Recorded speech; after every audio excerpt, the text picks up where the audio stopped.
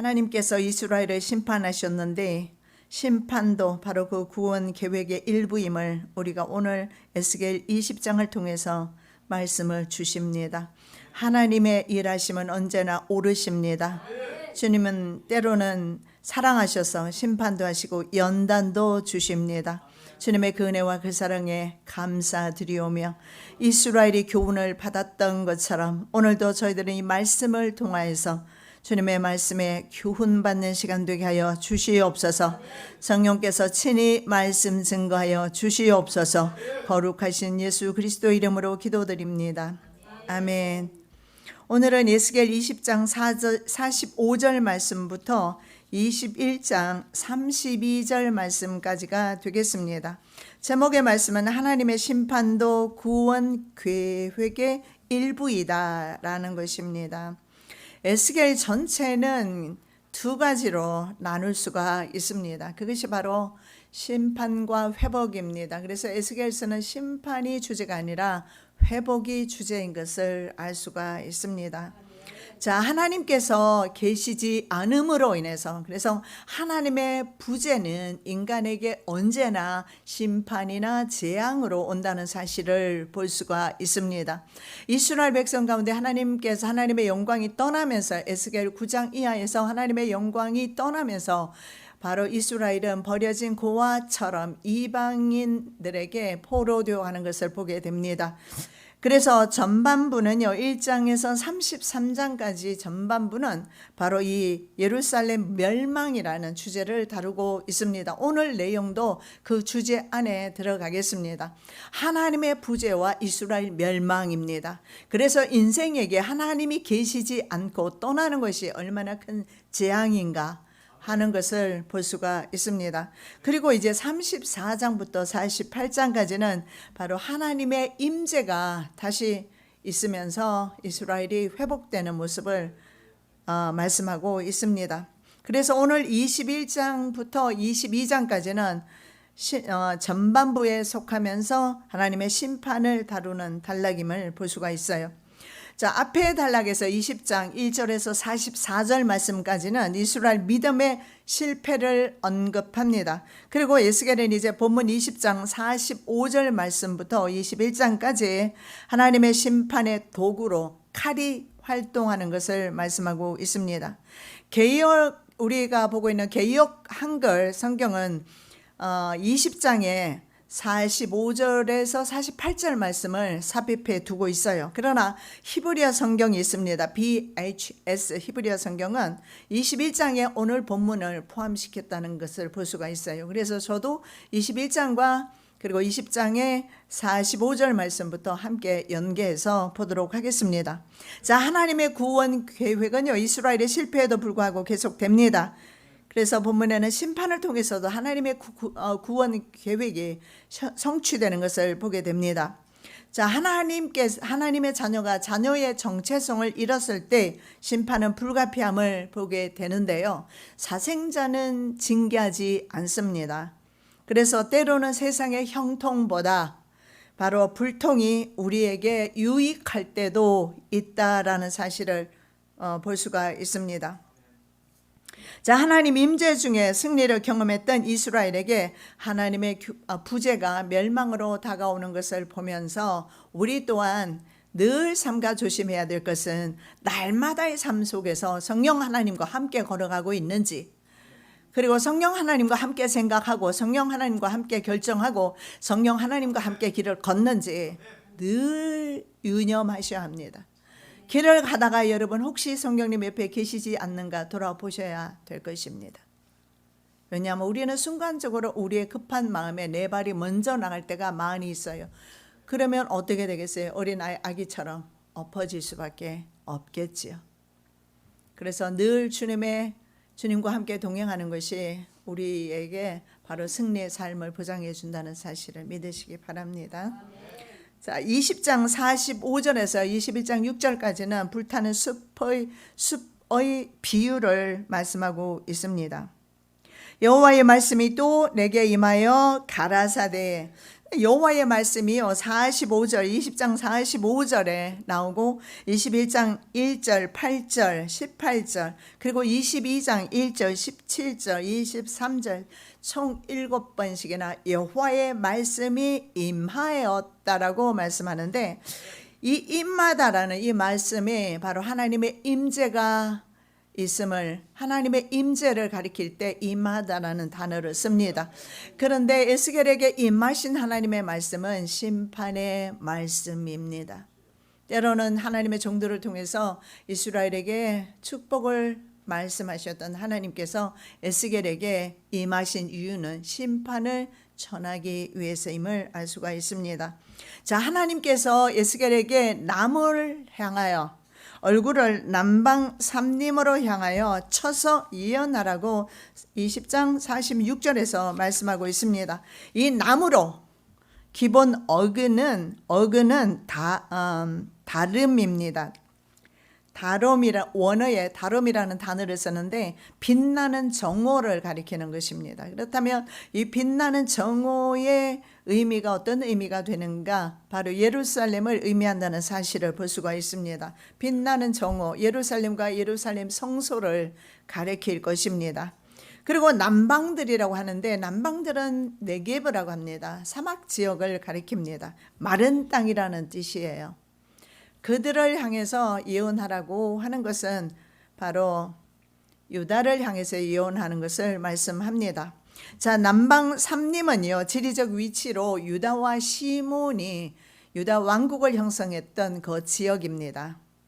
그래서 유다와 시몬이 기업으로 받았던 이스라엘 남부 지역으로서 이 지역은 고원성 건조지대입니다.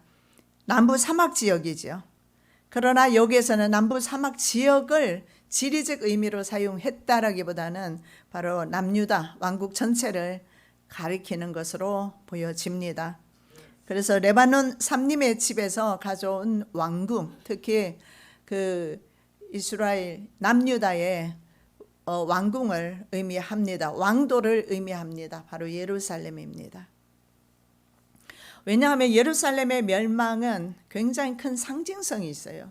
예루살렘의 멸망은 바로 세상의 어떤 어둠을 상징하는 것이기 때문에, 그래서 예루살렘이 망했다라는 것은 하나님의 부재로 인해서 예루살렘이 이제 그 성도로서, 하나님의 거룩한 도성으로서 역할이 끝났다라는 사실을 보게 됩니다.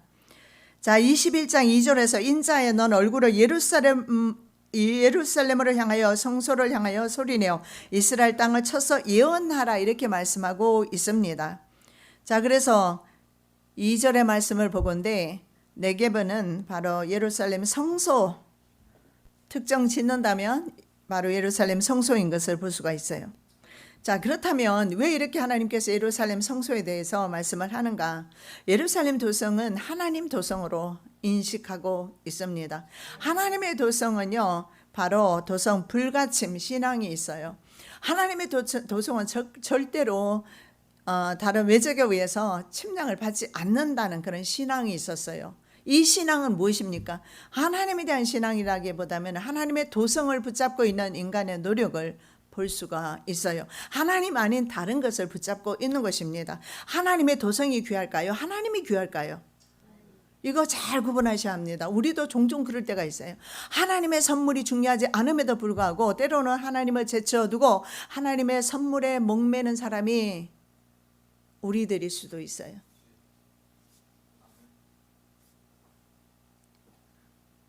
그래서 하나님의 뜻과 내 생각이 다를 때가 많이 있는데, 기도를 우리가 왜 하겠습니까? 하나님의 뜻과 내 생각이 같은지 일치하는지 알아야 하기 때문에. 그리고 하나님의 생각과 내 생각이 다를 때는 당연히 내 생각을 쳐서 복종시켜야죠. 그리고 내가 아무리 원치 않아도, 오전에 말씀드렸던 것처럼 집사님의 마음이 얼마나 힘들면 우물 안에 있는 자신의 모습을 봅니다. 그렇다면 방법은 우물 밖으로 나가는 길, 그 길만이 살 길입니다. 인간의 눈으로 보기에. 그런데 우리 어제 전도사님 같이 기도하면서 요셉 이야기를 같이 기도하면서 했는데, 요셉이 구덩이에 빠졌을 때의 모습이 어쩌면 집사님의 마음이 아닐까 이해합니다.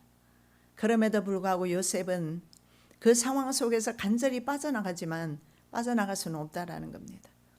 오직 누군가에 의해서 건짐받아야 합니다. 그래서 결국은 환경의 감옥에서 탈출하는 길은 내가 그 환경을 벗어나는 것이 아니라 하나님께서 그 환경에서 벗어날 수 있는 힘을 주신다는 겁니다. 그리고 그곳에서 내가 싫었던 그곳에서 하나님의 빛을 드러내기를 원하신다는 사실입니다.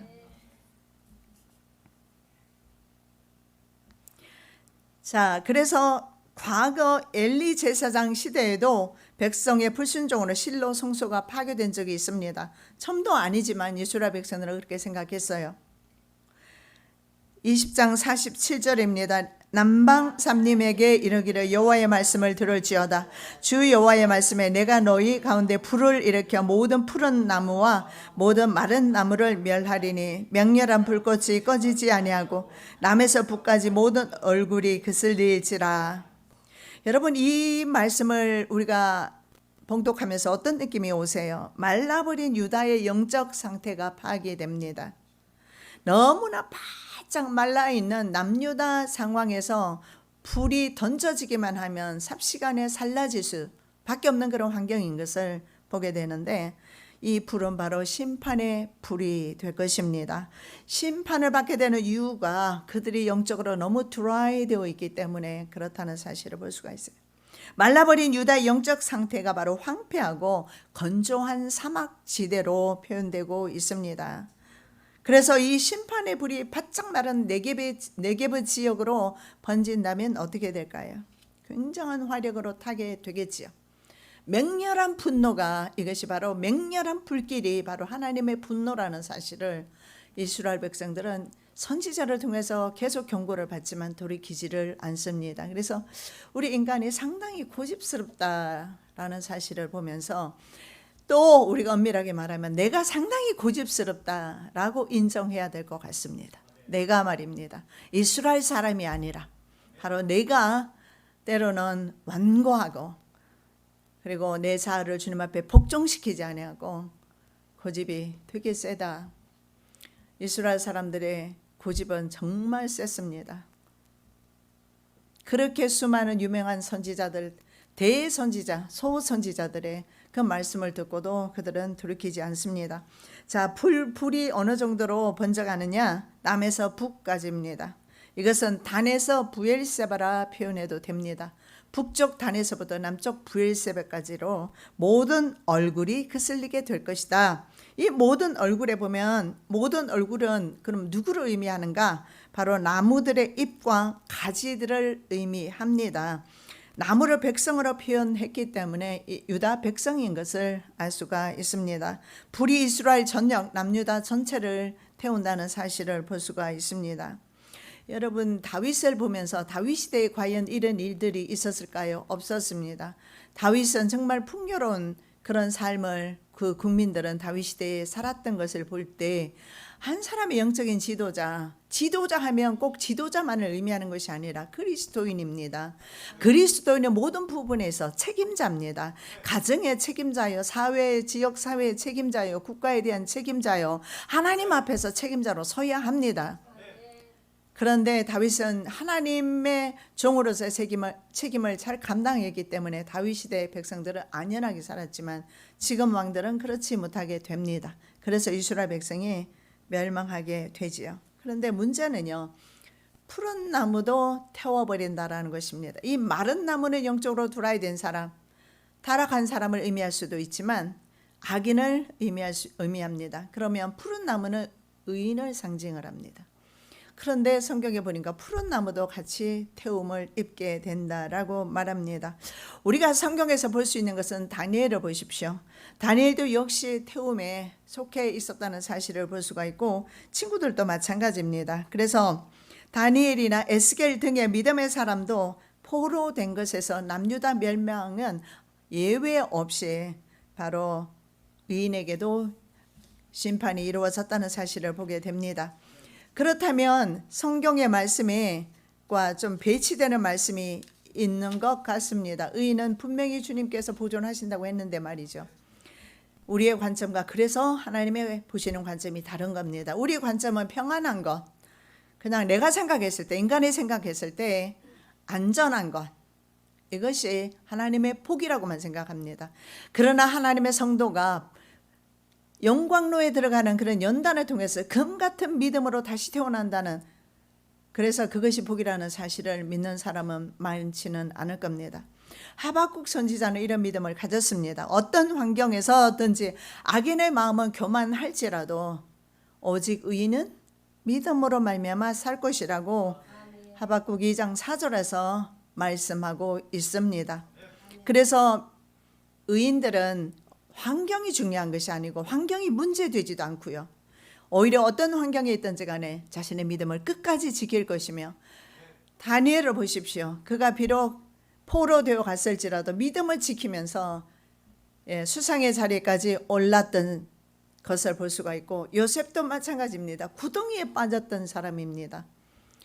그런데 성경의 말씀에 쇠사슬이 그를 연단했다. 쇠사슬이 바로 하나님의 말씀이었다는 사실을 보게 됩니다.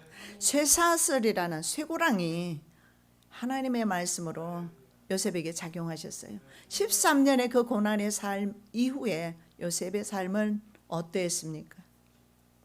그것을 하나님께서도 우리에게도 요구하시지 않을까요? 자, 멸망은 이스라엘 백성의 선택의 결과입니다. 심판은 하나님의 정의의 실현입니다. 죄를 지었으니 죄에 대해서 심판하시는 것은 말입니다. 여러분 그렇지 않을까요? 한번 곰곰이 생각해 보십시다. 하나님께서 심판도 아니하시고 요즘 시대처럼 말이에요. 하나님은 그저 잠잠히 계심으로 악인들은 계속해서 악을 아무 양심의 가책도 없이 어떤 제지도 없이 그저 방탕에 자신을 방임하게 돼요. 이것이 복일까요? 하나님이 자꾸 간섭하셔서 브레이크가 걸려서 도무지 앞을 향해서 막 달려가고 싶은데 달려가지 못합니다. 상당히 불편하죠. 저는 미국에서 정말 도로 좋은 곳에서 뭐 8차선 뭐 이런 곳에 달리다가 한국에 왔을 때 제일 가깝했던 부분이 도로 사정이고 또 거의 다 직선거리입니다. 외국에는 거의 도로가 먼저 놓이면서 집이 놓이기 때문에 도로가 굉장히 곧게 잘 되어 있어요. 그러면서 한국에서 운전하면서 특히 골목은 이 골목 저 골목 어떤 곳에서도 사람이 튀어나올지 몰라요. 외국에서는 거의 사람을 발견하기 힘들 정도인데, 그래서 인사사고가 별로 없는데 여기는 어디서 사람이 튀어나올지 모르는 상황 속에서 저는 그래서 스피드를 높일 수 있는 하위 속에서는 1차선에 놓고 달리지만 골목에서는 가급적이면 안전하게 해요. 내가 미쳐보지 못해서 사람을 치어서 인사사고 나면 안 되니까 조심 많이 하는 편이에요. 이런 것들이 우리를 불편하게 합니다. 그런데 이것이 바로 하나님의 사랑이요. 이것이 바로 하나님의 은혜라는 것입니다. 그래서 터덕터덕 걸릴 때마다 하나님께서 너무 앞으로 달려가서 과속해서 사고 나는 거 방지시키는구나.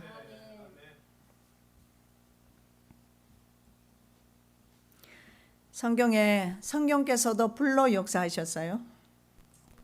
엘리야는 불이 내려와서 제단을 태우고 제사를 받으셨어요.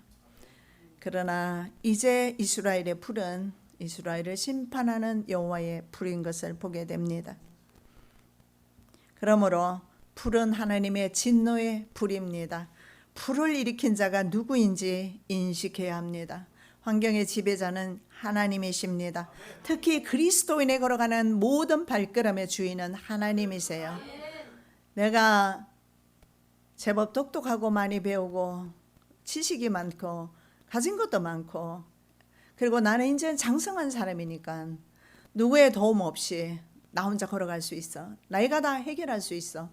그러면서 살아갈 수도 있지만 그리스도인은 그렇게 하시면 안 돼요. 그리스도인은 주인이 따로 있습니다.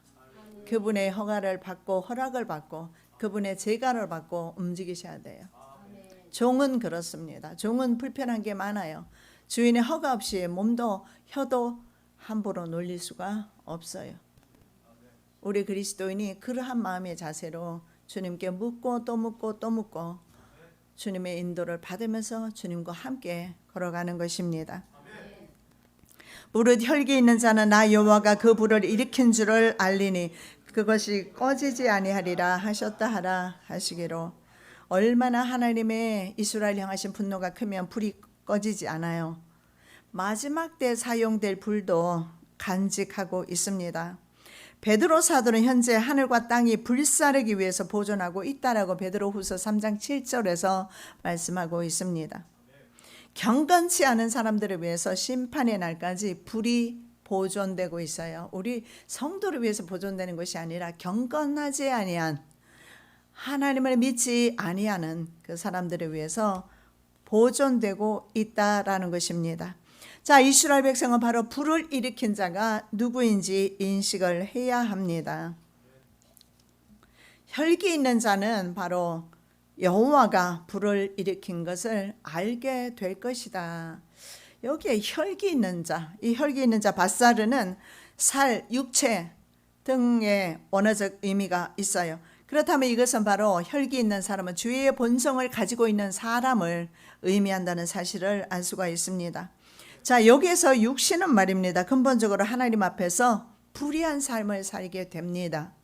그래서 예수를 믿거나 믿지 아니한 사람조차도 본성적으로 사람은 자신이 지은 죄에 대해서 심판이 있지 않느냐 할까 두려움이 있습니다. 누구든지 간에. 그래서 사람들은 선하게 살려고 상당히 노력합니다. 이건 그리스도인만이 노력하는 것이 아니라 일반인들도 이렇게 노력합니다. 내가 선하게 살아서 그래서 심판을 받지 않겠다 하는 마음, 내가 악하게 살았을 때 미래가 좋지 않다 정도는 사람이라면 깨닫습니다. 그래서 어느 정도 자신의 본성을 제어합니다. 거기까지예요. 쳐서 복종시키는 데까지 나가기 어렵습니다. 성령님의 도우심이 아니면 우리의 이런 혈과 육, 그것을 근본적으로 차단해서 자신의 자유를 제한하면서 하나님 앞에 자신의 몸을 드리면서 헌신하기가 쉽지가 않다는 것입니다. 내가 가로되 오라 주 여호와여, 그들이 나를 가리켜 말하기를 그는 비유로 말하는 자가 아니냐 하나이다 아니라. 여러분 여기에 보십시오. 이스라엘 백성들은 저 사람은 맨날 비유로만 말해. 그리고서 비웃고 맙니다. 교훈의 말씀으로 들어야 되는데 생명의 말씀으로 듣고 자신의 생명에 대해서 정말 그러한가? 예? 정말 내가 영적으로 죽어 있는가? 내가 영적으로 호흡하지 못하고 있는가? 좀 깨닫고 하나님 앞에 무릎 꿇어서 하나님 살려주라고, 하나님 나 제발 좀 살려주라고 이렇게 나가야 되는데 저 사람 원래 저렇게 맨날 비유로만 하는 사람이 아닌가? 이것은 에스겔뿐만 아니라 수많은 선지자들이 비유로 말씀을 많이 했습니다. 그래서 이 비유 문제는요, 아모스도 특히 비유를 많이 말씀을 했죠. 그래서 아모스 때부터 하나님의 선지자들이 부딪히는 문제였어요. 백성들은 그래서 툭하면 그냥 선지자들은 비유로만 말한다. 왜 비유로 말씀할까요? 선지자들이 왜 비유로 말씀할까요? 왜 해석이 필요한 비유로 말씀할까요? 귀가 막히고 눈이 닫힌 사람에게는 막고 감기게 하기 위해서 그렇게 했다는 사실을 예수님의 말씀을 통해서 우리가 알 수가 있습니다. 예수님은 비유가 아니면 아무것도 말씀하지 않으셨다고 마태도 마가도 동일하게 증거하고 있어요. 비유는 마샬인데 이것은 바로 잠언의 의미가 있습니다. 아무에게나 열리기를 원치 않고 믿음의 사람들의 눈이 열리기를 원하여서 비유로 말씀하셨고, 그래서 믿음의 사람은 비유로 말씀하실 때 깨닫습니다. 그래서 이대로 계속 가는 화를 당하겠구나, 이제 그만 멈춰야 되겠구나, 이 멈출 줄 알아야 되는데 끝장 보려는 사람이 있어요. 또 말씀드립니다. 하나님과 싸워서 이길 사람 없어요. 하나님을 대항해서 이길 사람 없습니다. 만일에 이긴다면 그는 창조주로, 그는 하나님으로 경배받아야 됩니다. 인간은 절대 하나님을 이길 수 없어요. 노력을 포기하시기 바랍니다. 포기 빨리 하면 할수록 신상에 좋습니다. 고집이 세서 이스라엘 사람처럼 가지 말라라고 이걸 기록해 놓고 오늘 이 시간에 저와 여러분에게 주시는 말씀 아니겠습니까? 혹시나 내가 다른 길로 가고 있다면 돌이키는 은혜 있으시기 바랍니다. 그러므로 내가 저희에게 비유로 말하기는 저희가 보아도 보지 못하며 들어도 듣지 못하며 깨닫지 못함이니라. 그러나 너희 눈은 봄으로 너희 귀는 들음으로 복이 있도다. 예수님의 말씀이고 우리 그리스도인은 비유로 말씀하셔도 천국 복음의 비밀을 깨닫습니다. 왜냐하면 하나님께서 열어주셨기 때문에 그렇습니다. 자, 이스라엘 백성은 죄로 눈이 가려져서 여호와가 하나님인 것을 알지 못합니다. 그들은 예수님을 십자가에 못 박았습니다. 그런데 그들이 예수님을 십자가에 못 박을 수 없었던 것은 이미 눈이 감겨 있어서 하나님을 섬긴다는 그들에게는 제사법도 있었고 의식법이 다 있었습니다. 그리고 그들에게는 하나님의 말씀 그리고 예수님 또 오셨고 많은 것을 그들은 그것이 특혜로 그들에게 있었지만 그들은 알지 못해요. 그래서 예수님을 십자가에 못 박습니다. 즉 그들은 하나님을 섬긴다는 예법으로 하나님을 믿는다는 믿음으로 예수를 십자가에 못 박은 것입니다. 그렇다면 하나님이신 예수를 십자가에 못 박은 것은 그들이 하나님을 알지 못했다라는 결론밖에 하지 않습니다. 우리가 예수 믿는다고 하면서도 여러분 예수를 알지 못하는 것은 혹시 아닐까요? 우리가 생각해야 합니다. 내가 분명히 하나님의 뜻을 안다고 생각하는데 하나님의 뜻과는 반대로 가고 있지는 않은지요. 나는 하나님 주인 삼고 하나님에게 내 인생 다 맡겼습니다 말하면서도 자기가 여전히 주인 노릇 하고 있는 것은 아닌지요. 왜냐하면 자기 중심성이라고 오전 설교 중에 제가 말씀드렸어요. 우리는 항상 자기 중심으로 생각하고 사고하기 때문에 자기 생각 안에 신앙이 갇혀버리면 그렇게 생각합니다. 엄연히 자신이 주인이 되었음에도 불구하고 자신의 주인은 하나님이라고 믿는 거죠. 그건 자신의 믿음입니다.